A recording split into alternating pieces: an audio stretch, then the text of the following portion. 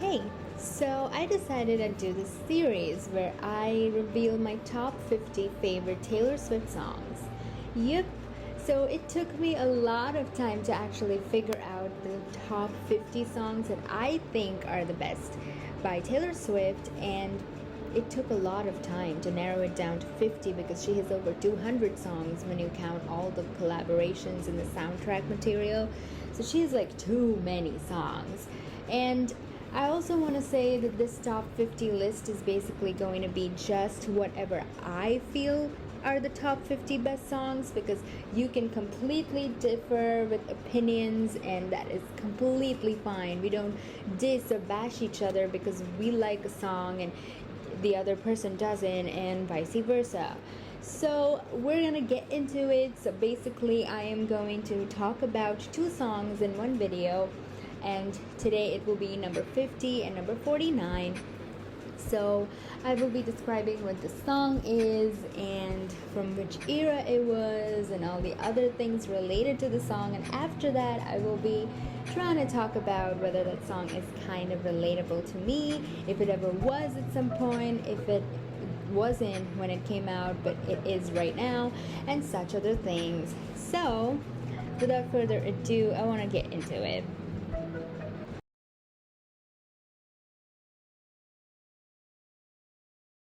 So, song number 50 is Today Was a Fairy Tale. Yes, I know, it's a very underrated song, and no one really talks about it because it was actually a part of the Valentine's Day soundtrack. That was a movie that came out in 2010, and I watched it, and it's not really that good. But you know, Taylor, both the Taylors are Taylor and Taylor Lautner, were in it, and they were playing a couple, and their scenes were quite cute and funny. So, yeah, Taylor's part was good. But anyway, so Taylor basically wrote this song during the Fearless era when she was finalizing that album in the summer of 2008. And so, but at the time she felt like it doesn't really fit the Fearless vibe, although it totally does. I feel that way. But she thought that it wasn't a part of the album, and also wasn't a part of the Platinum edition of the album that came out in 2009. And so later on, when she got the part in the movie, she thought that basically it totally fits that movie. And so she pitched it to them and they took it in. And so it's a part of the soundtrack.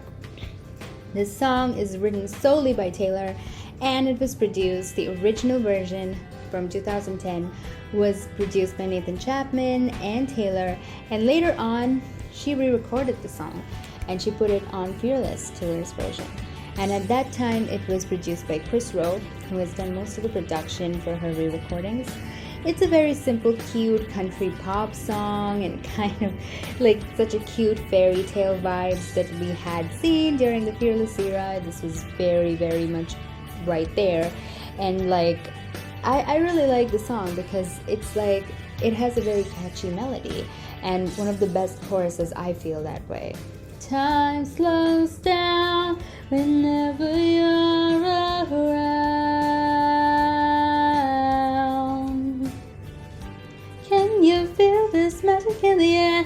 Must have been the way you kissed me. Fell in love and I saw you standing there. Must have been the way today was a fairy tale. Yeah, just, I'm trying to sing, but I can't sing very that at all, to be honest. Anyway, I really like the chorus, and to be honest, the writing on this song is nothing really different or special or too great. And some of the critics have even said that this is her worst soundtrack song lyrically. And I don't know, but I just really like the song. So if I want to talk about it, it possibly could even be about Joe Jonas, because it was written at the time she was dating him. But there is no speculation. This is not what this thing is about, and it doesn't have to do with who the song is about, but it could be about anything, anyone. We don't care. It's a cutie love song about a first date. Guy comes and picks her up at 6 and wears a dog gray t-shirt and all of that stuff. So basically, so I first heard this song in 2014 when a friend of mine actually asked me to listen to this song and kind of learn it. So I did, but whatever reason that was, it didn't work out. But whatever, I did hear the song, but and I really liked it. Later on, when Taylor's version for Fearless came out, I heard it again because I totally forgotten about it. And then I was like, oh my god, remember this song? This was so cute. And now I listen to it, not a lot. It comes up on shuffle. I don't shut it down. My favorite lyric from this song is that one, nothing made sense till the time I saw your face. Just so cute, and which is something that we all feel as teenagers. It was kind of relatable at the time because I was 14 and I heard the song. But at later on at 21 when I heard the song, no, it's so cute, but no. Anyway, she performed this song on the Fearless tour in 2010 after the song was released, and she last performed it at the Red tour in Miami and never again.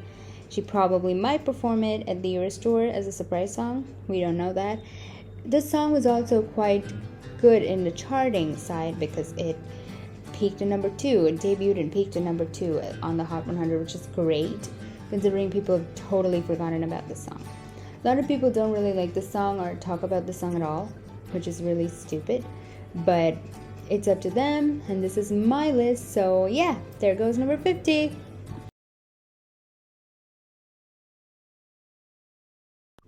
So, number 49 on the best 50 Taylor Swift songs is False God. I know, it is very weird after number 50, but that's how Taylor Swift is, and that's how versatile her discography is.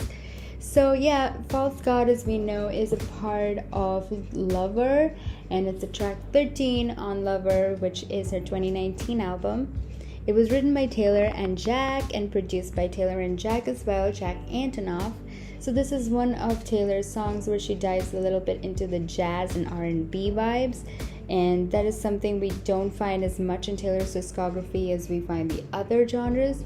So anyway, so this song is actually a little bit metaphorical, where she talks about, like religious imagery and kind of relates it with the different loving as well as sexual imagery, and it is kind of like the commitment of romance that she is making to her partner and the partner making to her, and it appears like a reason for symbolism that she's using with the religious, like the wine, like the religion is in my lids, like the altar is my heads.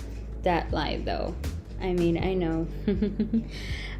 Leading by blind faith, that when we are too much deeply in love, we don't really think about things going wrong, but things do go wrong when we fight with each other and all these issues occur, and but she knows that she's gonna make it through. And yeah, so this song was written during Lover was in production, she was writing, so that was basically during 2018 to early 2019. So this song is definitely about Joe Alwyn. This song peaked at number 77 on the Hot 100 in the release week of Lover. So I first heard this song when Lover came out in 2019. Wasn't really that big of a fan. I thought it's a little bit weird with the saxophone and shit, but later on, when you keep on hearing it, and we had time to sit with songs like False God and other stuff on Lover because of the pandemic. At the time, we had nothing to do. So I sat with it and I really fell in love with it at the time. So it ended up at number 49. My favorite lyric from the song is, I know heaven's a thing. I go there when you have to touch me, honey. Hell is when I fight with you. She first performed this song in SNL in 2019, but she's never performed it since, and I don't know if she'll ever perform it as a surprise song. She probably won't. But here we go. So this is Lover. This is False God. Thank you.